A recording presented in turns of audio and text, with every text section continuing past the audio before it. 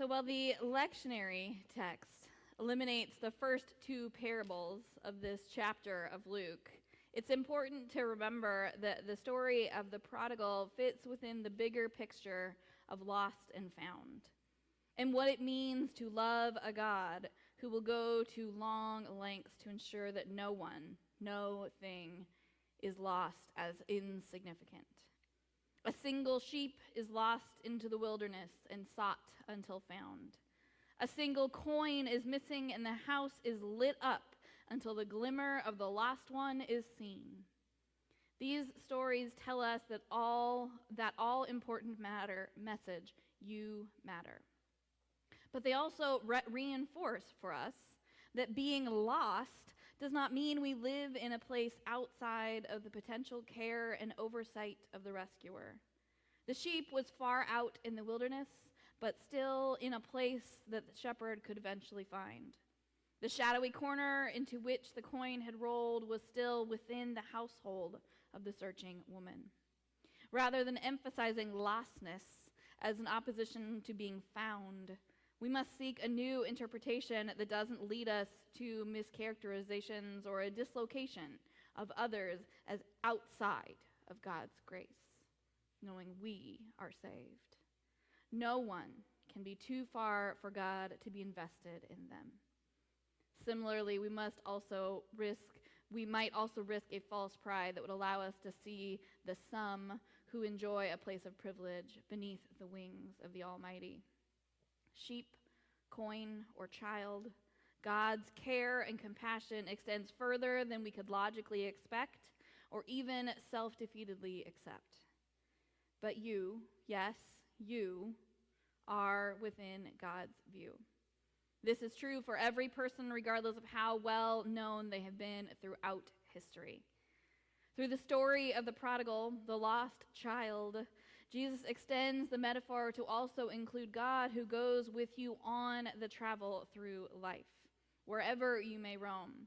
No matter the circumstances that bring you to a particular experience, God is with you through all of those as well.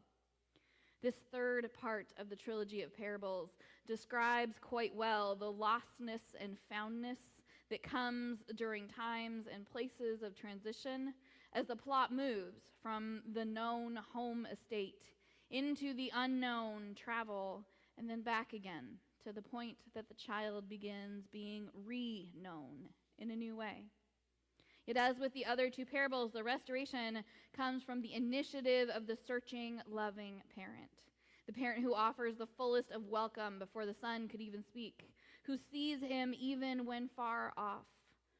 God is with the father in the letting go of the child to walk their path, with the child in the cultivation of memories of home, and with the whole family as they begin to make a new way forward, something that seems harder for the home son to accept.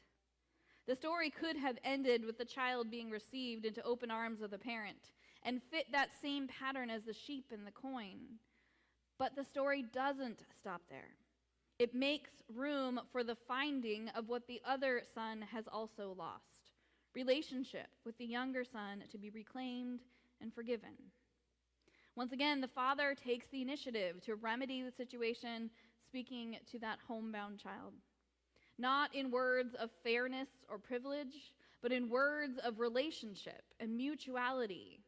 He offers the elder child the vision to see how the one who was dead is now alive, so that the elder son might step away from his flawed worldly perspectives, fixated on possessions or power or prestige. The experience the complaint, the situation of the older child more than likely feels rather familiar to most of us. Watching those who feel unworthy enjoying the party, or just feeling left out, or overworked and underappreciated. Whatever the cause, the indignation of this child feels like something we know well. What the elder child wanted was the same outpouring of celebration, but we must remember, not for the same purpose. He whines at the father that he didn't get to have a party with his friends, but what we as listeners might pick up on in that complaint and the father's response is that the younger son isn't necessarily partying with his friends. The only people we are introduced to are the workers of the household. To reinstate the younger child as a member of the family is the purpose of the party. And this is how the parent responds. All that I have is yours. Your sibling was dead and has come back to life. Restoration has at its core an understanding of equity, and it can be hard to accept such things in an unequal world. So that often what looks like restoration is the enacting of privilege for a few to the detriment of others. And the commonality of this experience blinds us to the times when real restoration is in front of us. We cannot see or be grateful for the opportunity of another because it's not for us.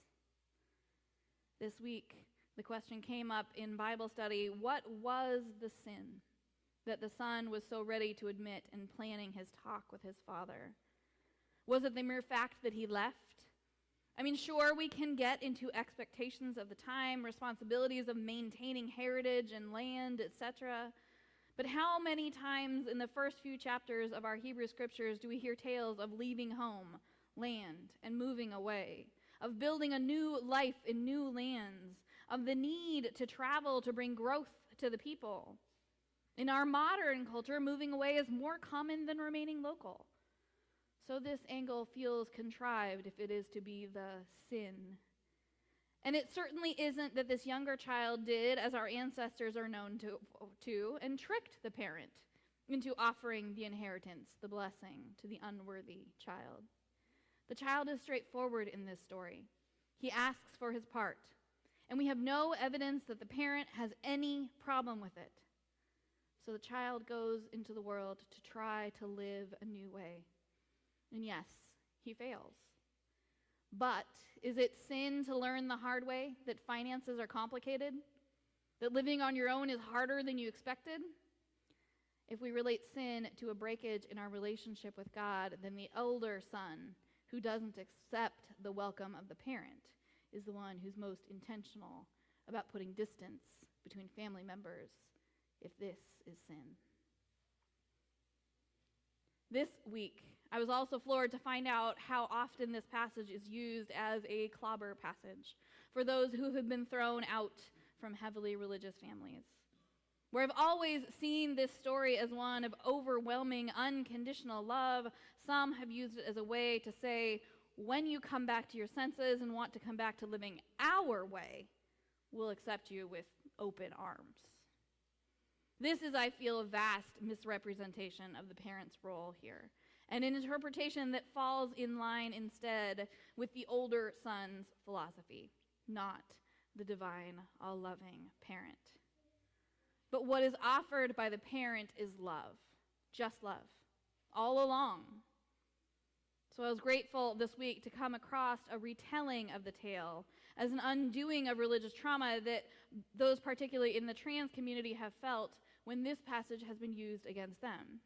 And in that spirit, I wanted you to hear it as well.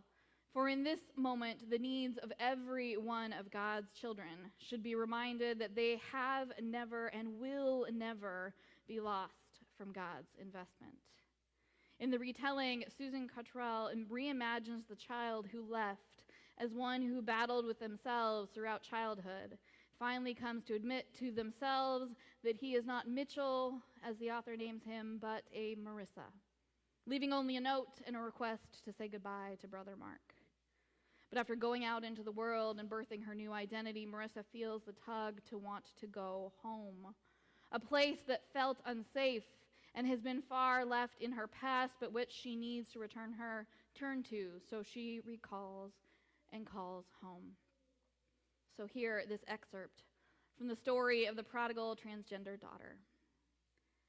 As she spoke, she heard her father's words break through. Yes, come home. I have missed you. Please, please come home. Somehow she drove those final miles back to the house, so familiar and yet strangely unfamiliar. She pulled in the driveway. Was that her father running out the door to her? Marissa panicked, but through power beyond her, she got out of the car. She had never seen her father run. How weird is that? Her father picked her up and hugged her. Then he stopped and looked at her, taking her in head to toe. I can't believe you're here, he said over and over. I missed you terribly. You look great. Tears streamed down his face, something Marissa had never seen. She was loved. She was home. Well, the next morning, Mark found his dad in the kitchen making coffee and pancakes as Marissa slept in. So how long is he staying? Marissa, his dad asked. She's home, Mark. She'll be here as long as she wants. Dad, his name is Mitchell, Mark says. Mitchell's a guy. How could you let him come in our house like that? He made a fool of you. He walked out of here without a look back after causing all kinds of crap for me, and here he parades back in heels, and you're okay with it? What's the matter with you? Son, when Mitchell left like that, I thought I would die. Losing your mother was the worst time in my life, and then I lose Mitch. How can you be okay with that? So sit down with me. Listen. Mitch told me about wanting to be a woman. No, knowing he was a woman. She was a woman. But I couldn't hear it, Mark, and it made no sense to me. Then when he left, I was out of my mind. What I had done to my boy, being so unwilling to listen that he left. How could I drive him away like that? So I did what I should have done from the very first place, and I sought out answers. Everything I have is yours. I have prayed day and night for Mitch to come back, and now Mitch is Marissa. And of course, she's welcome in our home. That doesn't change anything about you. Dad, I did everything right. I never took a wrong turn. Why do you do anything for him? What about me? He felt like a child, but he couldn't help it. I want to have dinner together. Mark couldn't help the tears now, and his dad pulled him close and held him.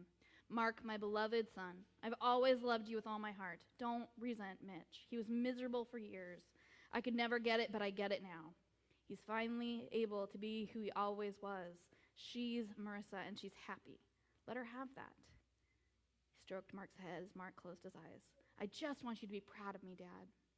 Oh, my son, I couldn't be more proud of you. Don't do things to make me proud or gain my approval. You already have it. Nothing will make me prouder of you, my beloved son. Enjoy how much I love you and be at peace. You're who you should be, and Marissa is who she should be. I love you both for who you are and exactly the way you are. What is so poignant about this retelling is how often that is not the reality of the acceptance and personal work needed and done by the families of those who transition. But it can and it does happen. Change and love can and do transcend bigotry and ignorance every day. So in this moment, we hope to be change makers that make more room for a beautiful growth story of family and acceptance for all who walk this journey. If a lost sheep can be found by the shepherd, if a lost coin can be found by the owner, if a lost relationship can be found and a family made whole again, who are we to put limits on where and how God calls us to be, to love our neighbor, our friend, our family? Tomorrow, we celebrate God's love for all beloved children, for the annual Transgender Day of Visibility with a new awareness. A day to recognize that trans-identified people are vital to our history and present moment, and more than that, they are in fact needed to create the most honest realm of God here and now. A day to mark that love is louder, and that we, whether allies, trans, non-binary, or journeying, are living into a new creation, as our reading from 2 Corinthians reminds us today. All this is from God, Paul wrote, who reconciled us to himself through Christ and has given us the ministry of reconciliation. That is, in Christ, God was reconciling the world to himself, to themself, to herself. not counting their trespasses against them, and entrusting the message of reconciliation to us. Reconcile the world, my friends. Be repairers of relationship and be the people able to birth new relationships, new families for those who have been hurt, dehumanized, and harmed by those who perpetuate hate. As our opening poem encouraged us this morning, invite the sun into your shadows. Lie in the grass and let the sun mistake you for flowers. Maybe this is step one in cultivating. For flowers do not grow by mistake. They need the sun just like we need love and time and the grace to try again. So put your body where the light is. You'll find God there. She is warmth. You will know it. And you will feel strong, so put your body where the light is. Maybe this is step one. Amen.